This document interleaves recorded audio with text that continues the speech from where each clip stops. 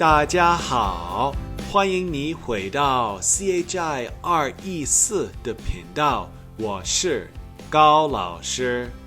你喜欢做运动吗？你常常做什么运动？你平常到哪儿去做运动？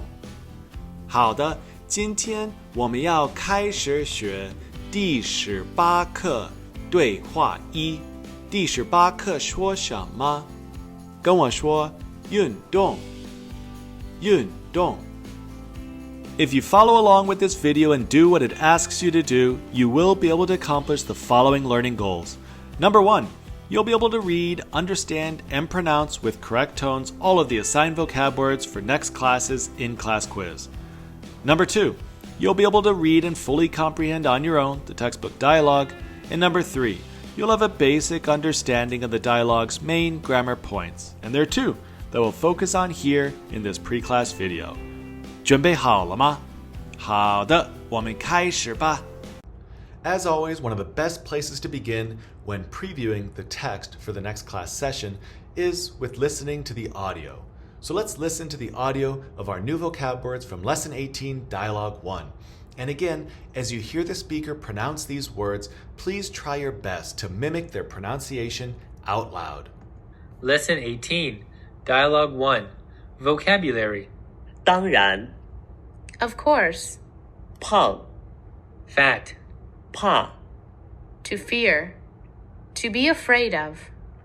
简单 Simple. 跑步 To jog. 跑 To run. 难受 Hard to bear. Uncomfortable. So please go back now and listen to this audio at least 3 more times, repeating out loud what you've heard. Let's move on now and listen to the audio from the textbook dialogue. Lesson 18, Dialogue 1, Getting in Shape. 你看我的肚子越来越大了你平常吃那么多，又不运动，当然越来越胖了。那怎么办呢如果怕胖，你1个星期运动2-3次，每次半个小时，肚子就会小了。我2年没运动了做什么运动呢最简单的运动是跑步。冬天那么冷夏天那么热跑步太难受了 I would suggest going back and listening to this audio at least 3 to 4 more times, just to make sure you can fully understand what both speakers are saying. As a reminder, in addition to using these pre-class videos to listen to the audio from your textbook, you can also access these audio files directly via Canvas. To do this, all you need to do is log into Canvas, click on CHI 214-1001. On the left-hand side of your screen, you're going to see a Files tab. So let's click on that Files tab. And then this is the screen you should see. A couple of folders should pop up. One of the folders is labeled Textbook Audio. So to access the textbook audio, you're going to want to click on the folder labeled Textbook Audio. By the way, if you're completing the workbook assignments, which have a listening comprehension portion to them, here you would click on the workbook audio file. But let's click on the textbook audio file. So once you've done that, what you'll see is that several folders will open up. A folder for each of the chapters we'll be covering this semester. So if you want to listen to audio files from Lesson 16, just click on the folder labeled Lesson 16. Even though there aren't too many vocab words from Lesson 18 Dialogue 1, it's still a good idea to use flashcards to review these new vocab words and also to practice using some of our older words, which I've included in this flashcard deck for you. So to begin practicing our new vocab words and reviewing some of the older vocab words from Lesson 18 Dialogue 1, just scan the QR code on your screen here or click on the link below in the description section of the video.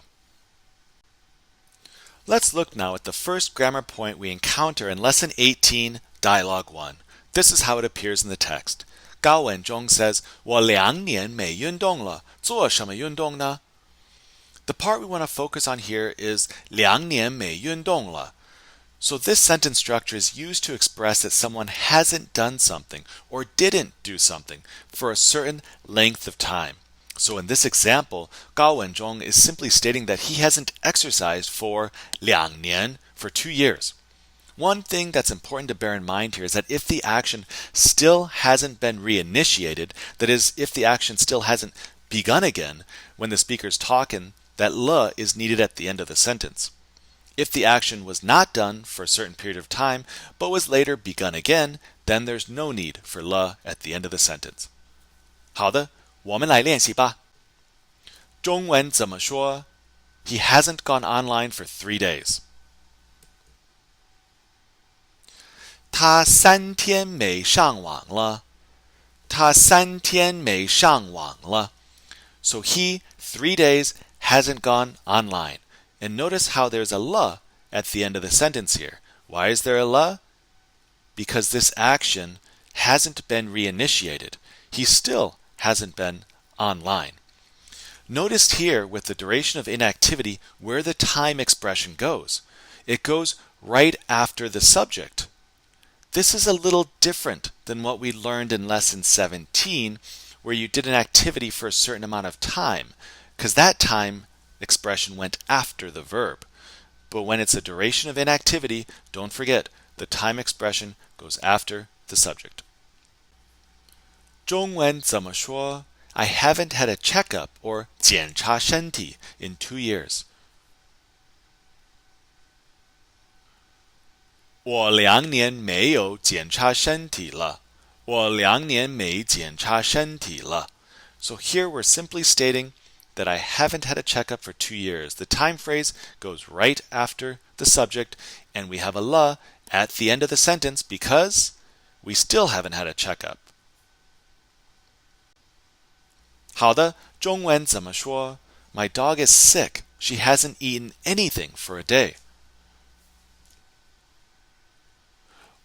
我的狗病了，一天没吃东西了。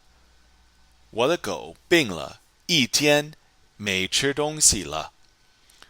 So here again, the time in which there is this inactivity comes first.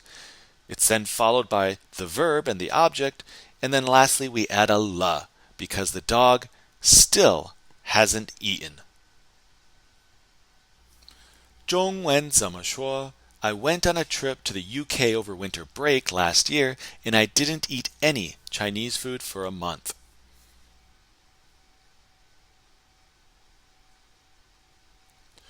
我去年寒假去英国旅行，1个月没有吃中国菜。1个月没有吃中国菜。Notice here how there's no le at the end of the sentence. Why? Well, this is because that the action was not done for a certain period of time, but was later begun again. So as I'm saying this sentence, I have eaten Chinese food.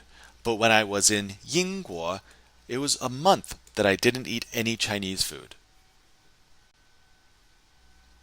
Let's look at these 2 sentences. The first one, 小李上个星期特别忙，3天没回家吃晚饭。Now let's look at the second sentence. 小李这个星期特别忙，3天没回家吃晚饭了。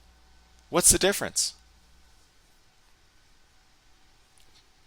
Good. Hopefully you're noticing here that there is a le in the second sentence. What does that suggest? That suggests that in the second sentence, she still hasn't returned home to eat dinner. Whereas in the first example, we know that she did return home to eat dinner after 3 days. 好的，我们来练习一下。Please take a moment here to complete the sentences to indicate the duration of inactivity using the time expression plus may plus verb plus le, perhaps, structure where appropriate. You may want to pause the video here because I'm about to give away the answers. 第一，小李2个月没付房租了。小李2个月没付房租了。Here again, notice where the time expression goes. It goes directly after the subject and before the negation marker and the verb. we also have a le at the end of the sentence here, which indicates that Xiao Li has still not paid rent. 第二呢，小王半年没买衣服了。小王半年没买衣服了。So here again, we're simply stating that Xiao Wang has not bought any clothing for half a year, and they still haven't bought any clothing as we are saying this sentence because there is a le at the end of the sentence. 第三呢，王鹏3个星期没打球了。王鹏3个星期没打球了。Here we're saying that Wang Peng has not played ball for 3 weeks. And as we're saying this sentence, we are also indicating that he still hasn't played ball. Let's move on now and look at the second main grammar point from Lesson 18, Dialogue 1. Gao Wenzhong says, 冬天那么冷，夏天那么热，跑步太难受了。What we want to focus on here are these two characters, 难受. So the adjectives 好 and 难 can be placed before certain verbs like 写、说、唱、懂、走、学等等 to create phrases meaning easy or difficult to in Chinese. It's also important to bear in mind that certain verbs like 吃、看、听、喝 can be combined with 好 or 难 to create phrases meaning pleasant or unpleasant to in Chinese. 好的，我们来练习一下。中文怎么说？ This character is difficult to write. 这个汉字很难写。这个汉字很难写。Here we're putting 难 in front of the verb 写 to suggest that this character is difficult to write. 中文怎么说? Lesson 18 grammar is easy to understand. 第18课的语法很好懂。第18课的语法很好懂。So here we're putting the 好 in front of 懂, the verb 懂 to understand, to suggest that something is easy. And here it's the grammar from lesson 18 is easy to understand.